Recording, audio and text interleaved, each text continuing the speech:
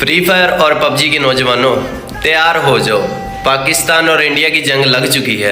अब आप लोगों को मौका मिलेगा रियल लाइफ में क्लच निकालने का। तो कौन सी गन यूज करोगे, कमेंट में बताओ।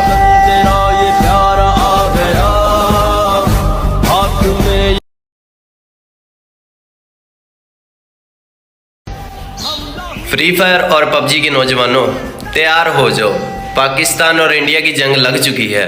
अब आप लोगों को मौका मिलेगा रियल लाइफ में क्लच निकालने का। तो कौन सी गन यूज करोगे, कमेंट में बताओ।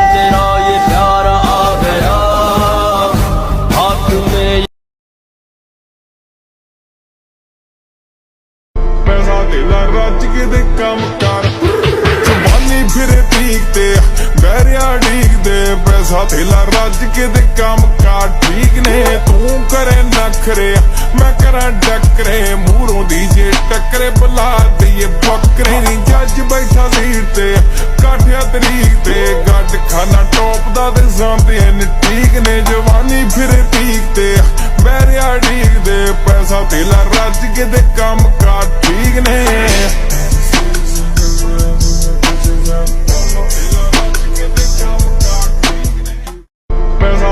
ਰੱਜ ਕੇ ਦੇ ਕੰਮ ਕਰ ਜਵਾਨੀ ਫਿਰੇ ਪੀਕ ਤੇ ਬਹਿਰਿਆ ਢੀਕਦੇ ਪੈਸਾ ਥੇਲਾ ਰੱਜ ਕੇ ਦੇ ਕੰਮ ਕਰ ਠੀਕ ਨੇ ਤੂੰ ਕਰੇ ਨਖਰੇ ਮੈਂ ਕਰਾਂ ਡੱਕਰੇ ਮੂਹਰੋਂ ਦੀ ਜੇ ਟੱਕਰੇ ਬੁਲਾ ਦਈਏ ਬੱਕਰੇ ਨੀ ਜੱਜ ਬੈਠਾ ਸੀਟ ਤੇ ਕਾਠਿਆ ਤਰੀਕ ਤੇ ਗੱਡ ਖਾਨਾ ਟੋਪ ਦਾ ਤੇ ਸਾਂਭੇ ਨੇ ਠੀਕ ਨੇ ਜਵਾਨੀ ਫਿਰੇ ਪੀਕ ਤੇ ਬਹਿਰਿਆ ਢੀਕਦੇ ਪੈਸਾ ਥੇਲਾ ਰੱਜ ਕੇ ਦੇ ਕੰਮ ਕਰ ਠੀਕ ਨੇ